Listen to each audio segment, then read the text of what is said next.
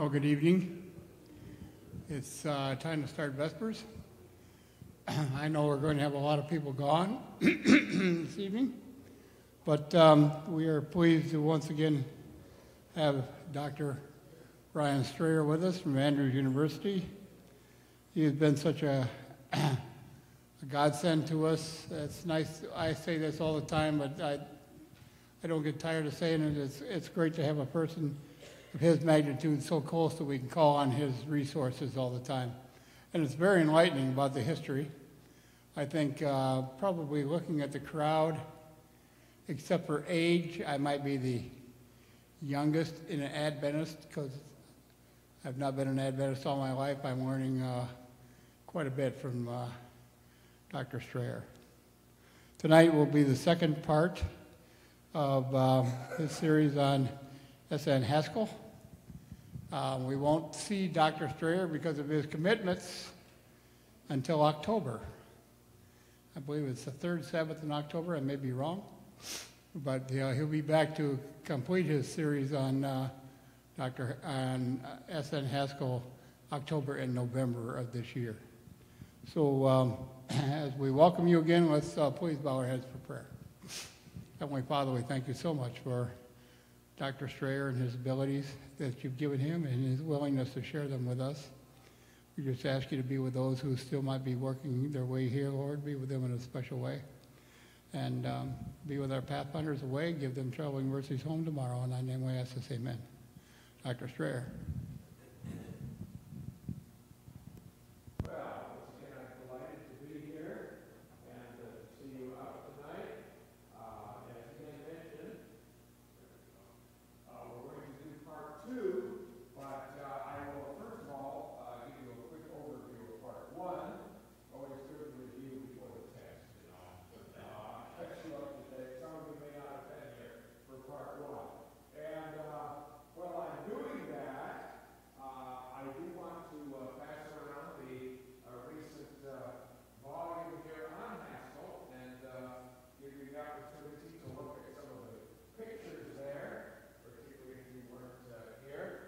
On the other side of the congregation, a rare treat.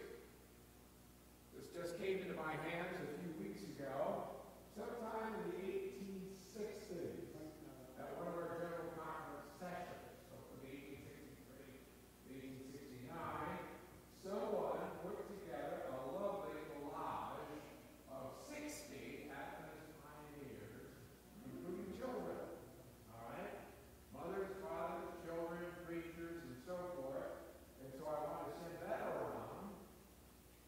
Everything is Micah Donald.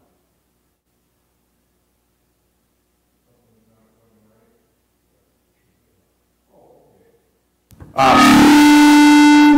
okay. Are you sure it's okay? Wow. Okay. So I want to pass that around and take your time, enjoy it, look at all of the pictures there. And then, as we always do, when we finish part 2, open it up for your questions, all right? You've had a whole month here, 4 weeks, to accumulate questions about Adventist history. And of course, I'd be very happy to have you ask me anything. It doesn't have to be about Haskell. It can be anybody in Adventist history. And then when that is done, I brought along some more brochures about the Adventist Heritage Tour. Pass those out to those that didn't get it. And also the itinerary, the day-by-day itinerary. I brought that last month, those that would like a copy of that. And then those that are committed, I have 2 forms for those 4 couples. I hope they're all here tonight. We put it in the bulletin last week and this week. The directions down to the Landis Farm, where we're all going to gather. All right? That's the day before the tour leaves. And then I need your name, email, and phone numbers for those that are committed for this tour. Because I won't see you again until October, and it would be very important to be able to coordinate our trip together down there to Indiana the day before the tour begins, okay? So let's quickly review then. In part one, which covered 1833 to 1876, we discovered that S.N. Haskell was born in Oakham, Massachusetts, but we're not sure of the year. He said 1833. The town records say 1834. Health problems prevented him from completing all of his elementary education, but he was a voracious reader. And by the time he was in his teens, he had accumulated a library worth over $2,000, which was quite a fortune back in the 1840s. To teach himself logic and improve his sentence structure, he studied algebra. Try that sometime. Logic, structure, organization. I would say that your pastor has had at least one, possibly two, algebra courses down there at Southern, because his logical way he puts his sermons together, I just shows that. We found out that Haskell could plow fields, build bridges, drain land, erect fences. In fact, he invented a new device called the Haskell to help Adventist evangelists pull those stakes up faster. It was basically a lever device with wheels on the far end to pull those stakes up quicker and take the tent down. He also sold varieties of soaps door to door, reading his Bible as he went along. And we discovered that during his lifetime, Elder Haskell read the Bible through 73 times. Some of you are a little bit behind Haskell, aren't you, for your age group? 73 times. The only Adventist minister that I know of that read the Bible through more times than that was J.N. Loughborough, 76 times. 76. But of course, he lived a little longer than Haskell did. In the 1840s, Stephen Haskell joined the Congregational Church, which his parents belonged to. But then in 1850, we find him converting to Methodism. So he becomes a Methodist exhorter and a preacher throughout Massachusetts and parts of New England.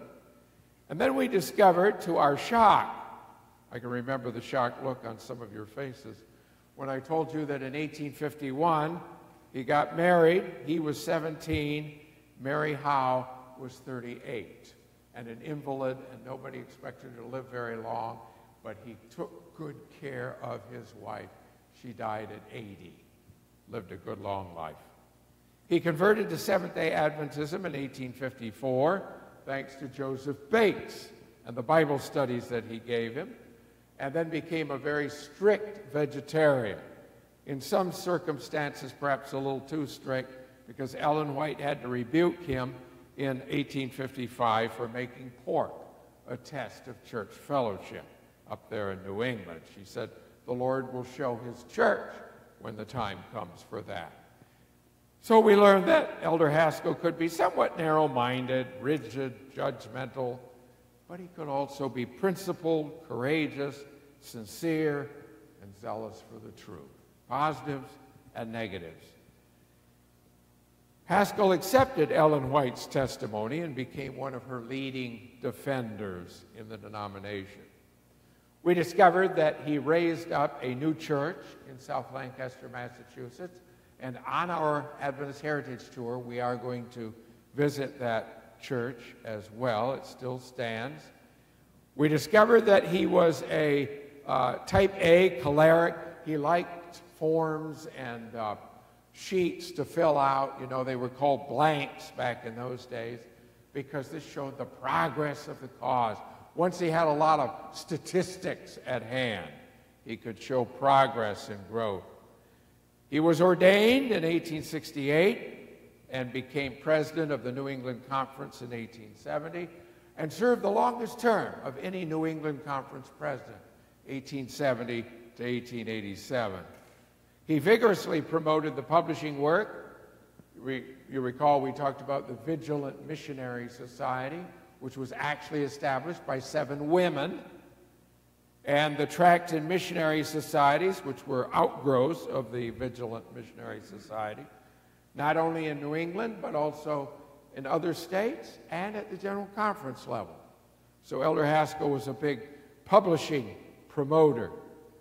He was appointed, we learned, to the General Conference Committee, the Publishing Association, the Western Health Reform Institute Board, which became Battle Creek Sanitarium, and president of the General T&M Society. We also learned that he started a brand new ship ministry, and this was something that really took off in our denomination, particularly on the East Coast and the West Coast. Wherever ships docked, Adventists were there with tracts and pamphlets and books to sell or give away to the sailors and the merchantmen, because they would be at sea for 1, 2, 3, if they were whalers, 5, 6, 7 years at a time.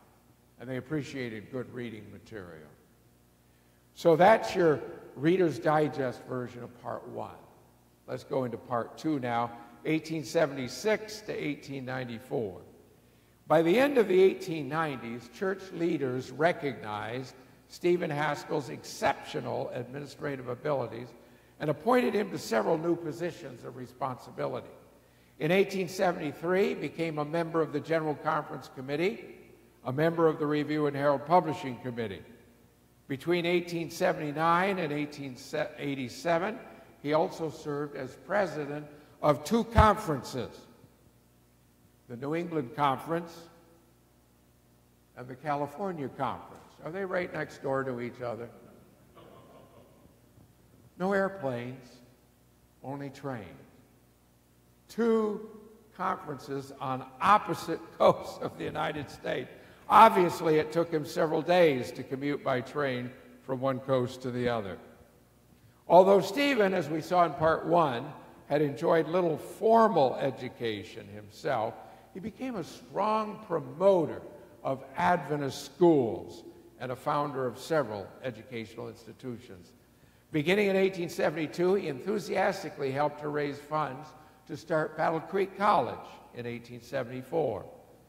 As we will see in Part 3, in the 1880s and later in the 1890s, he would spearhead the establishment of South Lancaster Academy, the forerunner of Atlantic Union College, Healdsburg College, what today is called Pacific Union College, Avondale College in Australia, and the Nashville Agricultural and Normal Institute, the forerunner of Madison College in Tennessee. During the bitter controversy over policies at Battle Creek College, some of you remember we referred to this before, the battle between President Alexander McLearn and the English professor Goodloe Harper Bell back in the 1880s. Haskell, like Ellen White and her son Willie, supported Goodloe Harper Bell. But Uriah Smith, as we learned in that series, supported Alexander McLearn. So when the college board requested that McLearn and 2 other professors resign, Uriah Smith strongly objected to what he saw as a conspiracy led by Elder Haskell and Ellen White. General Conference President George I. Butler informed Elder Haskell that Uriah Smith was not being the quiet, cooperative Smith he usually is. Stephen and Mary faced far less opposition when they and Goodloe Harper Bell left Michigan and went to Massachusetts. And there they decided to start up a new school. At first it was called the New England School. It was established in South Lancaster, Massachusetts in 1882. That, by the way, was the year that Battle Creek College closed down for an entire year over all of these battles. And so this became the predecessor of Atlantic Union College, which of course we all have had the sadness to learn last year closed down, finally, for the last time. That's very sad. So many distinguished Adventist leaders have gone through Atlantic Union College. When the school opened in April of 1882, there were only 19 students and 3 teachers, Stephen Haskell, Doris Robinson, and Maria Huntley. Classes met in one room, 18 by 24 feet, that had served as a former carriage house. So AUC began in very humble circumstances. To pay their way, the boys farmed 26 acres around the campus, The girls worked in the cafeteria and in the laundry. As the enrollment grew, classes were transferred in the fall of 1882 to the basement of the local church. And there they continued to meet for the next 2 years until new buildings were built. In 1883, the board chose the name South Lancaster Academy for this new school. It would take another 35 years for the academy to begin offering college-level coursework in 1918. At that time, its name was changed to Atlantic Union College, and its administrative building was called, appropriately, Haskell Hall. Another educational endeavor that Haskell eagerly supported was the Ministerial Institutes, to give instruction, theoretical and practical, in regard to the presentation of present truth. Now, the first such institute had met in Battle Creek in 1874 and January of 75. A second one had met out in Oakland, California, during the spring of 1877. Haskell liked the idea so well, he decided to bring it east to the New England Conference, and there he brought together the Bible teachers and the ministers for a joint institution. And he and his cohorts offered 2 sessions of Bible studies every day, plus sessions devoted to the proper pronunciation of biblical names and terms, grammatical sentence construction, and correct parliamentary procedure. Now, I think that opens a window for us into the mentality of many of our ministers in the 19th century. You see, many of them had not gone farther than elementary level education. And so parliamentary procedure would be like studying Greek to them. But they needed to know that for church board meetings, right? And they needed to know grammar and punctuation. And some of them might not have gotten too much of that either in their elementary years. In addition to his support of educational programs, Elder Haskell promoted new methods of supporting the church financially. Some of you will recall that for 20 years, from 1859 to 1879, we had a plan called systematic benevolence. Basically, it amounted to only 1% of your total income.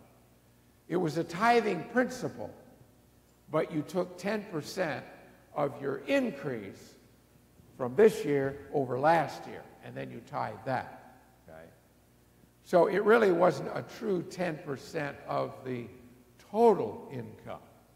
It was only a 10% of the increase in salary or profit. Well, in 1878, Dudley M. Canwright, James White, J.N. Andrews, Uriah Smith, and Stephen Haskell promoted a new plan called tithing, in which believers gave 10% of their total annual income to the church. This was obviously based on Malachi 3, 8 to 10. You see, the old systematic benevolence plan was based on 1 Corinthians 16, verse 2. And so they were now dipping into the Old Testament rather than the New Testament for their new systematic benevolence or tithing plan. This more generous giving program enabled the growing denomination to support more ministers, more institutions, more missionary endeavors than would ever have been possible under the old 1% plan called systematic benevolence. During the 1870s and 80s, Haskell himself broadened his ministerial efforts and covered an amazing amount of territory, especially when he was on the camp meeting circuit. In 1879, he spoke at camp meetings in California and Oregon. At one session, he met the newly converted Alonzo T. Jones. Very impressed with this young man who was in his 30s at the time. Stephen told James White, "Brother Jones is a splendid man. I think he's going to make a stir. Give him a country, and he will cut his own fodder." Stephen Haskell would later live to regret his optimistic recommendation of A.T. Jones when Elder Jones, of course, left the church. Elder Haskell's most ambitious tour, however, occurred in 1882, when church leaders asked him to visit all of the European Adventist mission sites and send reports back to the Advent Review and Sabbath Herald. His mission was to teach and inspire, as well as to observe and learn. And so he left New York City on the freighter Persian Monarch. I want to pause there. Our ministers did not travel first class. Our ministers did not travel second class. And many of our ministers did not travel third class. Haskell is on a freighter. And that was not a comfortable way to travel. But he's saving the church money. If anybody ever writes a biography of W.A. Spicer, they're going to have to mention that again. Elder Spicer traveled on trains, third class, sitting up all night. No Pullman car for him. This is the General Conference president, third class, taking a bag of peanuts along to sustain himself as he traveled. Our ministers did not go in comfort. So the Persian, he left on the Persian Monarch for Southampton on May 7th. And during 6 months in Europe, Elder Haskell visited England, France, Switzerland, Norway, the Netherlands, Germany, and Italy. That's quite a tour. And that's all by train and horseback and wagon and buggy. Well, there he helped to organize national tract societies. He revived the struggling publishing business. He baptized a dozen converts, and he attended the European Council in Basel, Switzerland. Although my take on Haskell is he's a little bit too choleric, because as he's traveling around, he's not doing any of the normal tourist things. You know, I'm checking to see, okay, all right, what kinds of places does he visit off the beaten track? To my knowledge, when he was in Paris, he visited Notre Dame Cathedral. That was about it. That was it.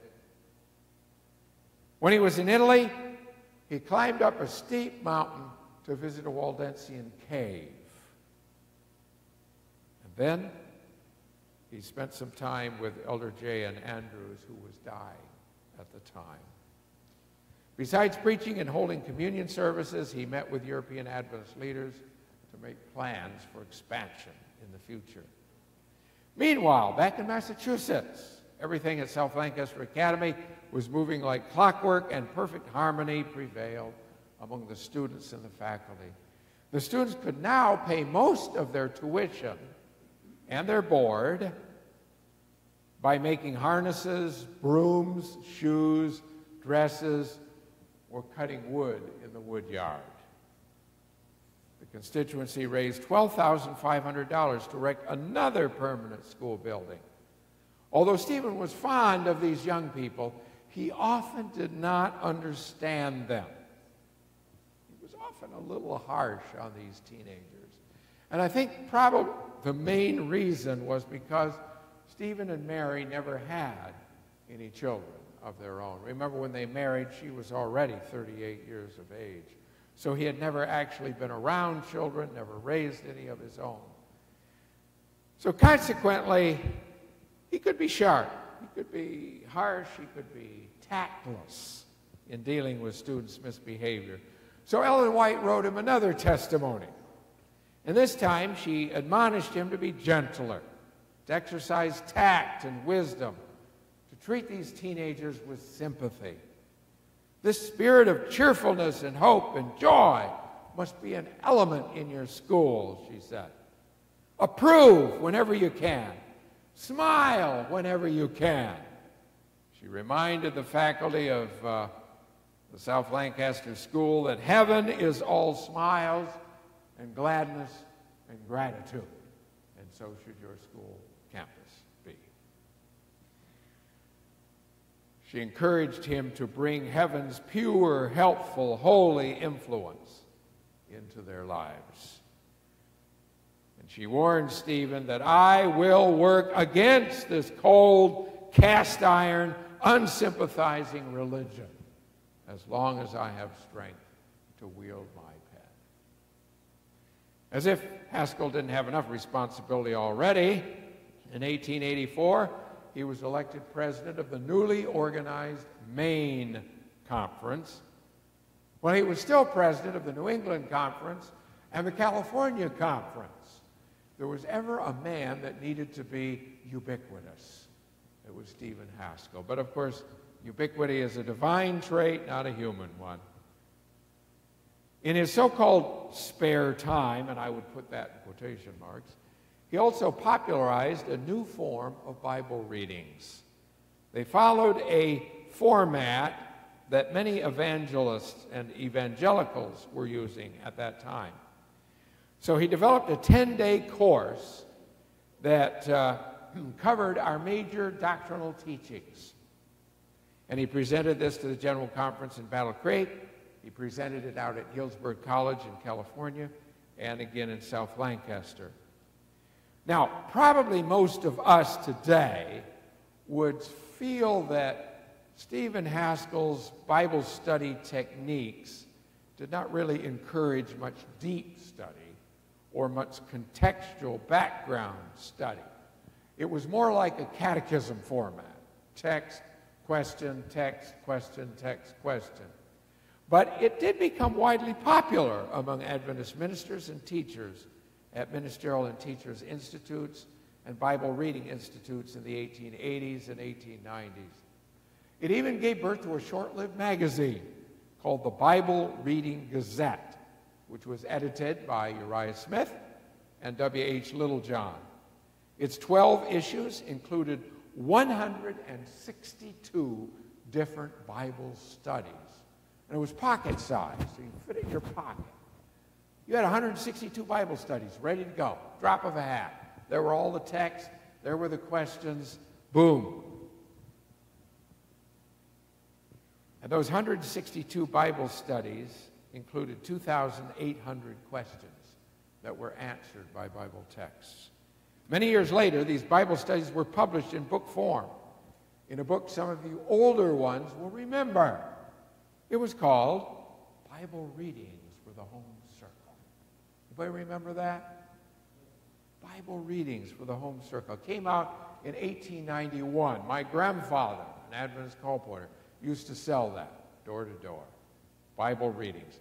By the time I came along as a colporteur, a student literature evangelist in the 1960s, they had brought out another book, much more colorfully illustrated, called Your Bible and You. Ah, you remember that one. Your Bible and You. Another Bible study format. Within a few years, Adventist colporteurs had sold tens of thousands of copies of this book, Bible Readings for the Home Circle, all around the world in many different languages. Haskell himself ventured into a new area of the world in 1885. The General Conference asked him to go to Australia and help establish our mission work there. Working closely with J.O. Corliss, M.C. Israel, Henry Scott, and William Arnold, Haskell spent a year down under, and he accomplished a really great deal. He established a printing press. He started a new periodical called the Bible Echo that would serve Australian members for many decades.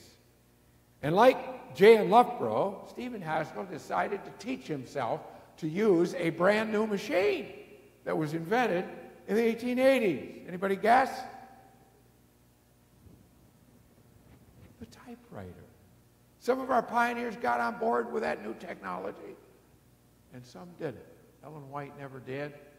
Loughborough did, and Stephen Haskell did.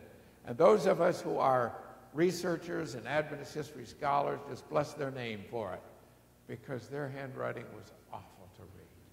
Awful to read. Typed manuscripts are a lot easier to read and take notes on than the old pioneer handwritten scrawl. So, from that point on, 1880s on, he would type out all of his letters, all of his articles for the review. Stephen also pioneered a rather unique method of spreading the gospel message. He and other missionaries would slip Adventist tracts inside discarded wine and beer bottles. And then they would throw them overboard into the river or the ocean and pray that the Lord would take those bottles to listeners, readers that would be blessed by that material. Now that's something we Adventists have stopped doing because we're so environmentally conscious, right? We don't want to get a fine for throwing bottles into the river here or into Lake Michigan. But that was a way of witnessing, a new way. The tides would carry them to distant lands where sailors and natives on isolated islands would retrieve them and read them and then write letters to the Review, thanking whoever put this bottle into the water. In addition, Haskell passed out literature to ship's crews, get that one right, in all the ports he visited.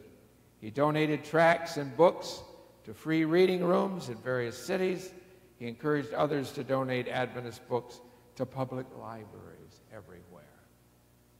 See, there's something else there that we could be doing. Does the library here in Holland have a set of Adventist literature? Because I can guarantee you they have D.N. Camwright's books. D.N. Camwright made sure his books got out into American public libraries.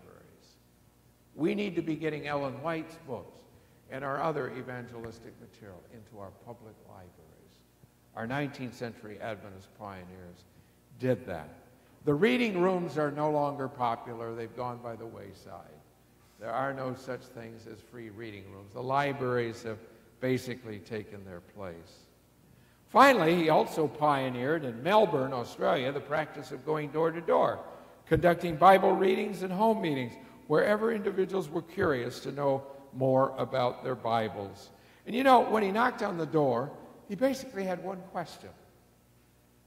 He would ask, is there any part of the Bible that has always puzzled you and you would like to understand it better? That was his lead question. And if they said, yes, you know, I've always been puzzled by that book of Daniel. I've always been puzzled by that book of Revelation. Bingo, he was ready to go. You know, he had a Bible study already set to go on Bible prophecy. Or whatever the topic was, you know. He would organize a Bible study to meet their question. Naturally, Australian Adventists followed up these Bible studies with a sale or donation of further Adventist literature. They especially encouraged interested individuals to subscribe to the new magazine called Signs of the Times, so the message could continue coming to their homes month after month. To produce all of this printed material, Elder Haskell established a publishing house in a rented building in Melbourne. After establishing a firm foundation in Australia, he was ready to go somewhere else. And so he ventured farther afield, went to New Zealand, 1885. There he stayed in the home of the Edward Hare family. Does the name Hare ring any bells among you older ones? Eric B. Hare was the son of Edward Hare. All those marvelous stories we gray hairs grew up on, right? Loving Water. Oh, I love that story. He could tell stories at the drop of a hat. And that was a rather large clan, by the way. The Edward Hare family included 24 sons and daughters. 24, 24 kids. They all became Seventh-day Adventists. After studying the Bible with them, Haskell had the joy of seeing 40 Hare relatives convert to Seventh-day Adventism. And so he established the first church in New Zealand.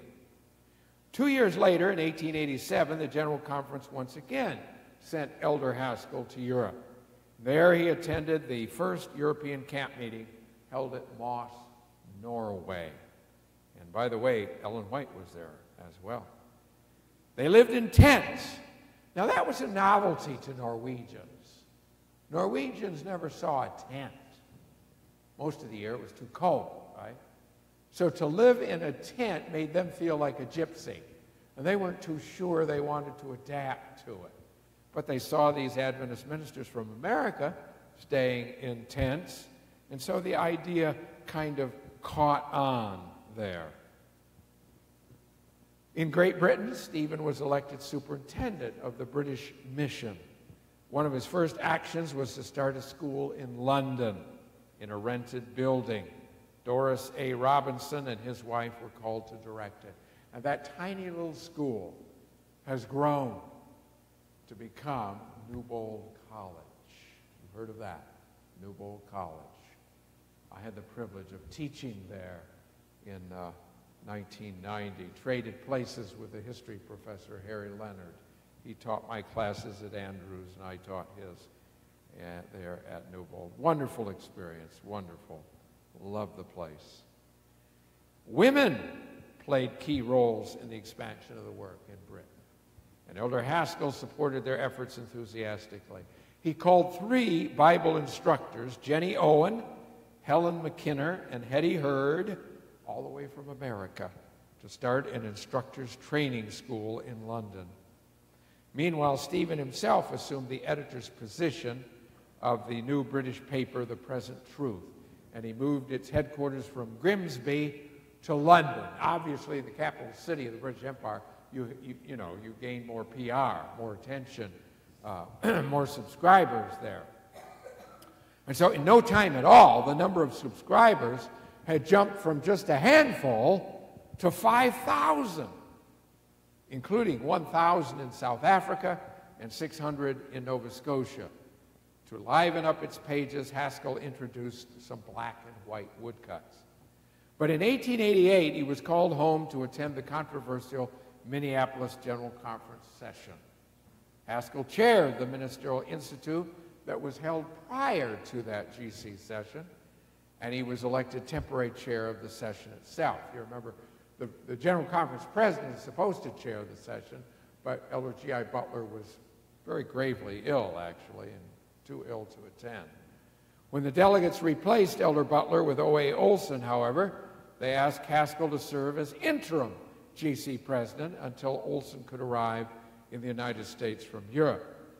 Haskell did not feel called by God to accept that responsibility, and so he declined. The delegates chose Ellen White's son, Willie White, instead. If Haskell took no part at Minneapolis in the debates over the interpretation of the 10 horns of Daniel 2, the law in Galatians, or righteousness by faith, he stood solidly behind Ellen White on all of those issues. When she visited South Lancaster Academy in January of 1889, a spiritual revival resulted that lasted 10 days. Haskell stated in the review on January 29, 1889, "It is certain that God has come near to his people in a manner never before realized at any general meeting here in New England. The merciful character of Christ has never been fully realized by many who profess to love and serve him. May God hasten the time," he wrote, "when the conflict will be over and the saints be gathered to inherit the kingdom prepared from the foundation of the world." And you know, I discovered as I read the letters that people wrote in from all over the United States after 1888, that message of righteousness by faith was like a breath of fresh air, a drink of fresh water, burdens of guilt that they had carried as they had tried all their lives to keep the law by their own strength, just melted away. And their letters speak of joy and gladness and just spiritual inspiration that the new message of righteousness by faith was bringing to them everywhere. Although Stephen was now in his mid-50s, church leaders summoned him to go on his most ambitious global tour to date in 1889 to 91. He served as the personal secretary of Percy T. McGann. And during 15 months, they traveled over 44,000 miles. That's pretty close to twice around the world, right? Twice around the world. They visited England, Norway, Sweden, Denmark, Portugal, South Africa, Australia, India, China, Japan. It makes me tired just thinking about it. I just got back last Sunday night from a trip to the Philippines. And I flew. And it was 22 hours in an airplane from South Bend to Chicago to Tokyo to Manila. Exhausting. He did even more than that, much more than that. He regularly reported their progress and their activities through the pages of the use instructor. In addition, McGann kept him busy taking dictation, typing letters and articles, researching fresh material, making reservations with travel agencies, and keeping track of their 7 large suitcases and 1 typewriter, and handling all the currency exchange. The pair traveled around South Africa by train, stage, coach, horseback, steamships, visiting a number of Protestant missions as well as Adventist centers. Now, in these developing countries, the 2 men sought ways to change the way that Protestant missionaries carried out their work. In other words, as Adventists, they wanted to do missionary work differently from the way the French and British and Portuguese and Spanish missionaries were doing it. First of all, they emphasized the necessity of getting new converts to formally renounce idolatry and confess Christ as the only God worthy of worship. That was a major step because, see, some of the other Protestant missionaries kind of candy-coated these heathen with Christianity. Still the same peanut underneath with a chocolate coating of Christianity. The Adventists wanted to change the peanut, not just put the coating around it. Second, they underlined the need to educate the natives so that they could read and write in their own language and thus become intelligent Christians and future church workers. Other Protestant missionaries simply wanted to keep the natives passive. Empty vessels to be filled, but they're never going to take a leadership position in their own country. That wasn't the Adventist approach to mission work.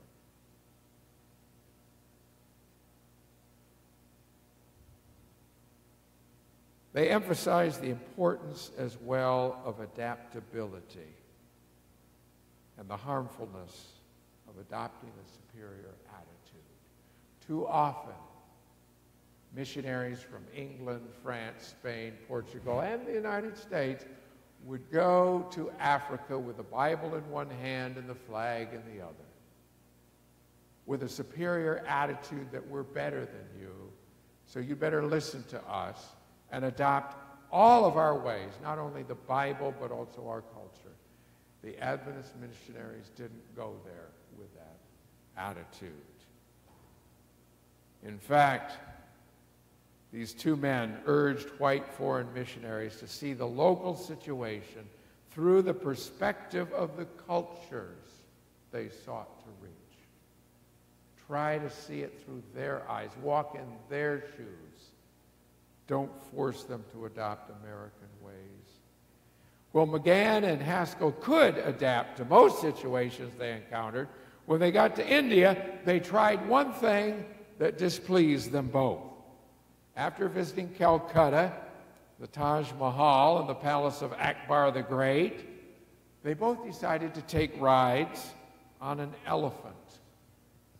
And that was an experience they vowed never to repeat. As they traveled farther east into parts of Asia, Elder Haskell began to realize the many challenges he was facing.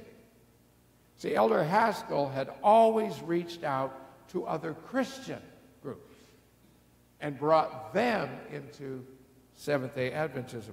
Now, he had to meet with Hindus and Buddhists and Sikhs and Confucians and other non-Christian cultures. They knew nothing about Christianity, much less Seventh-day Adventism. Despite the obstacles, however, years later in the United States, Haskell persisted in evangelizing among the Japanese, the Chinese, and the Korean immigrants in California. He urged members to start a school for Japanese children in Oakland and for Korean immigrants in Sacramento.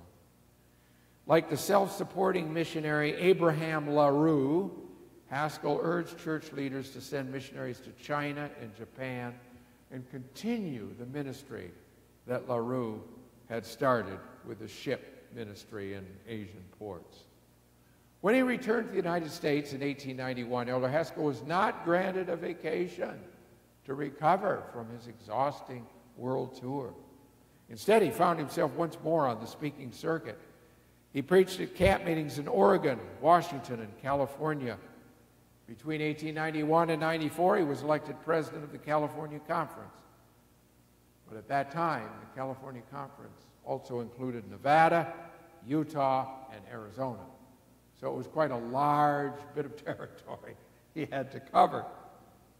But if Stephen seemed to be like the Energizer Bunny, ever on the move, his dear wife Mary was slowing down. Soon after moving her into a cottage on the grounds of St. Helena Sanitarium, Stephen hired Anna Rasmussen as her caretaker. Then he bought a horse and a carriage in San Francisco so that Mary and Anna could take their daily rides around the scenic countryside. And those of you who have been to Northern California know how beautiful it is up there in the hill country. Mary also took daily hydrotherapy treatments at the Sand. Months later, Stephen purchased a furnished home with a barn, a cow, and chickens in the Napa Valley, and soon thereafter, Mary and Anna joined and moved there. Meanwhile, Stephen was rambling all over the countryside. In 1893, he preached at camp meetings in the Upper Columbia and North Pacific conferences. Before the end of that year, the General Conference sent him back again to Europe to attend camp meetings in Norway, Sweden, Denmark, and England between May and September. But when he returned to California, he found that Mary, far from improving in health, was growing much worse. She spent most of Sabbath, January 27, in prayer, requested that someone read to her from the 4th chapter of John. On Sundays, she suffered terribly from erysipelas. That's a kind of a skin disease, produces red inflammation. She passed away on Monday, January 29, 1894, of a stroke at about 80 or 81 years of age. So this frail invalid, who had not been expected to live very long at the age of 38, managed to live another 42 years. Tragically, her husband of 40 years was away on church business. When he returned for her funeral, he wrote to Ellen White, "I loved her, and she loved me." Elder Haskell drowned his grief in work. In the spring and summer of 1894, he traveled to Europe, and he traveled to South Africa to attend camp meetings. With the black African Richard Moki as his guide, Stephen traveled all over South Africa. And he preached to everybody. He preached to black groups, he preached to white groups. He persuaded David Kalaka, a graduate of a French evangelical mission school, and a printer, to translate Ellen White's Steps to Christ into the Sesotho dialect. When he learned that A.T. Jones was urging church leaders not to accept Cecil Rhodes' gift of free land for Adventist mission work, and this was happening in Rhodesia at the time, Stephen Haskell started a letter-writing campaign in support of accepting this generous gift. And by the way, Ellen White agreed with Haskell. She was on the side of accepting the free land from Cecil Rhodes. Haskell argued that since the king of Persia had given financial and material aid to the Jews when they were rebuilding Jerusalem, the Adventists could with clear conscience accept Rhodes' land grant, which had no political strings attached. Ellen White agreed with Haskell, and she wrote in the Southern Watchman in 1904, "God has an abundance in our world. He is ready to move upon the hearts of worldly men, even idolaters, to give of their abundance for the support of his work." Consequently, on the land donated by Rhodes, the church established the Salusi Mission, our very first Adventist mission station in Africa. Now, next time in part 3, 1894 to 1905, we will learn about Haskell's and Uriah Smith joint European and Middle Eastern tour. I touched on that briefly when we were doing the series on Uriah Smith, and I think you're clued in here. Uriah Smith and S.N. Haskell were two completely different characters when it came to the health message. We'll elaborate on that. We'll talk about Elder Haskell's marriage proposal to Ellen White and his subsequent marriage to Hetty Hurd. His efforts to combat the holiness and the holy flesh movements, his role in the 1901 reorganization of the General Conference, the Haskell's urban evangelism efforts in New York City, and they pioneered urban evangelism.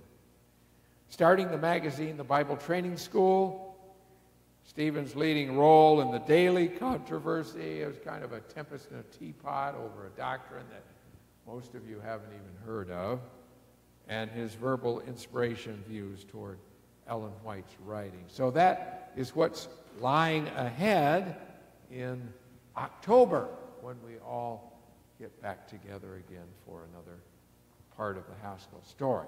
At this point, we like to open up the floor for the questions that have burned in your mind for 4 weeks now.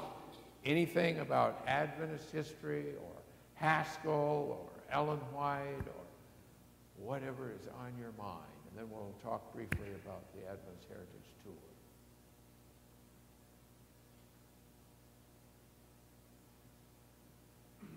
Over here, yes.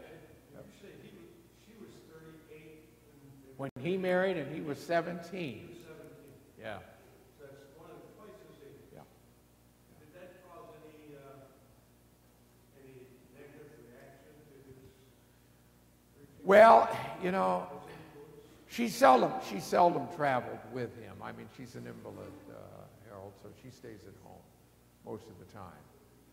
But, no, you don't remember because it was in part 1, but Mary's brother begged Stephen Haskell to marry his sister and nurse her, take care of her. Okay? It was not something that Stephen himself would have gone into out of romantic love.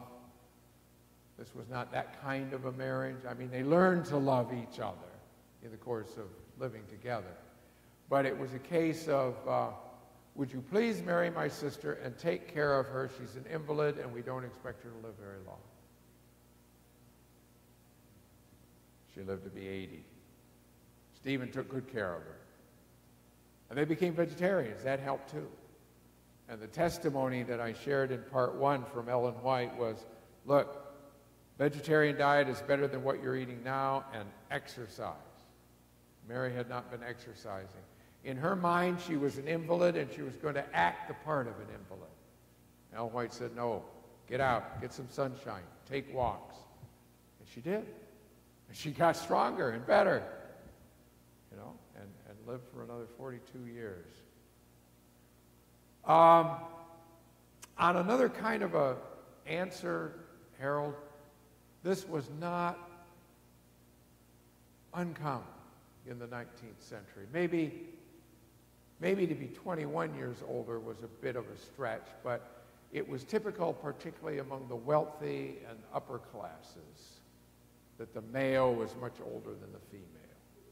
There are examples of those males in their 30s marrying 18-year-old brides. This was common in England as well.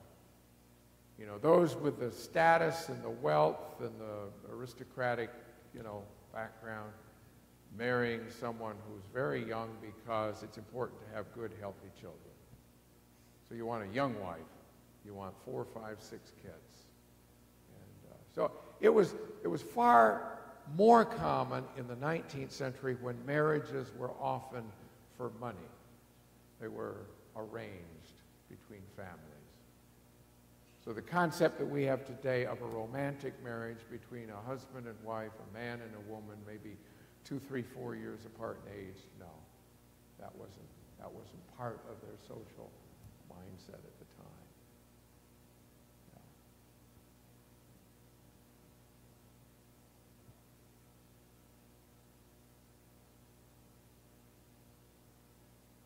haven't been storing up a lot of questions. Yes, sir. What was the one that you mentioned early on in regard to Haskell and pork? Between pork? Oh, Haskell's stand on pork? Yeah, in 1855, well, let's start with something, you know, a waymark in health reform is Ellen White's vision on June 5 and 6, 1863. All right. Before that time, there is no real push in our church for health reform. Now, there were articles in the Review from time to time against drinking, against smoking, but not against pork. In fact, in that very same year, 1855, when Haskell is making pork a test of fellowship up there in Massachusetts, James White writes in his diary, or in a letter, I guess it's in a letter to another Adventist family, that he had just put down a 50-pound porker for the winter. Okay? So they had just killed a pig and salted it and put it away. That's 1855. So it takes a while for the health message to, you know, trickle down to all the members. And then, of course, as they learn that the pig can be a carrier of disease, you know, Trichinella spirillis, there was at least one disease, you know, with the tapeworms and all. Then they began to see it, you know, from a disease point of view as well as from a dietary point of view. But no, they did not see pork as an unclean food. They're not coordinating Leviticus 11. And yet all around them at this time, and I pointed this out in a previous presentation, there is health reform buzz. You know, there are health reformers, Dr. Cole, Dr. Jackson, Dr. Shu, that are preaching health reform. But among Seventh-day Sabbath-keeping Adventists, health reform to them is somewhat like the peace reform, anti-slavery, temperance, republicanism, you name it, any other reform. We got to get ready for Jesus to come. We can't get off on these side trips. We can't get on these bandwagons of reform. So they didn't really see the spiritual significance of health reform. Our bodies are the temples of the Holy Spirit, etc., etc. Not until her vision in 1863. Ellen White does something that no other American health reformer I have ever read does. And that is to say that in addition to the physical health reform ideas for being a vegetarian, there are the spiritual aspects. Our bodies are the temples of the Holy Spirit. We're getting ready for Christ to come soon. We need to adopt health reform as part of our spiritual package. No other health reformer is saying that. So that's the uniqueness that I see in Ellen White's health reform message. But no, from the end of the Millerite movement in 1844 until 1863, the only outstanding health reformers that I know of are Joseph Bates. Joseph Bates. But even he doesn't push it. He doesn't preach it publicly. He lives it. And that, you know, influences a lot of people. But then after 1863, when Ellen White writes about what she saw in her health reform vision, then we begin to see a turnaround in the church after that. So I realize it's a bit shocking to think that you could go to a Seventh-day Sabbath potluck and see pork and other meats spread out. And as Jim Slater was reminding us this afternoon in our conversation at his house, Joseph Bates had a blessing for that. He would say, "Dear Lord, bless all the wholesome, helpful, lawful food spread out before us." That didn't cover the pork. That didn't cover the meats, the spicy foods, the rich desserts. He was sending out a coded message, if you will.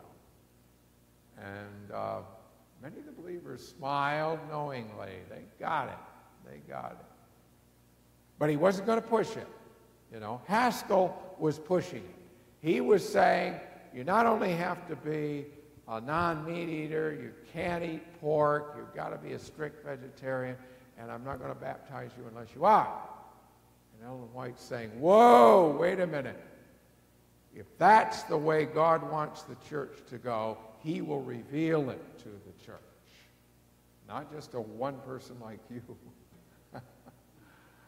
Elder Haskell was creating some hard feelings.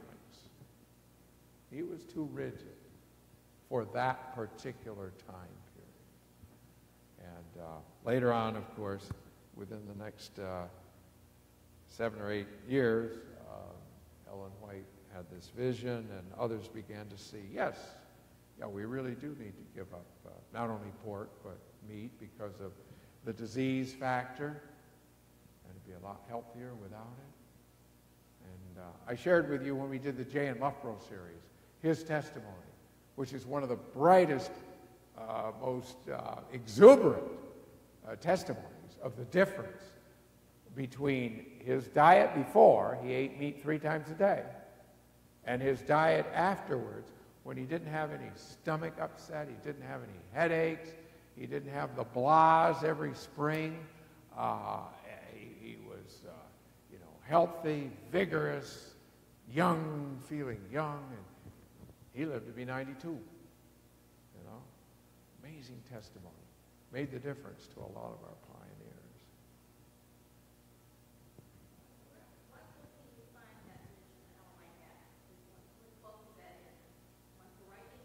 Oh, no. Which book will I find what in? Oh, well, you'll find it primarily in Counsels on Diets and Foods. Counsels on Diets and Foods. Some of it spills over into Adventist Home as well. Some of it you'll find in her testimony volumes.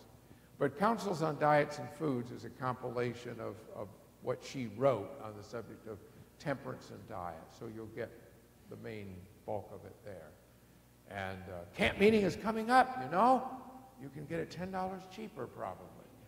You buy it at camp meeting. There's my plug for the ABC. I know Jim Slater told me this afternoon, I'm going to wait till camp meeting, Brian, to buy your biography of John Byington. I can get it $10 cheaper. So I said, okay, I'll autograph it next October when I'm back in the air. Make those pennies, nickels, and dimes go farther. All right. Well, if there are no further questions, I'd like to make sure that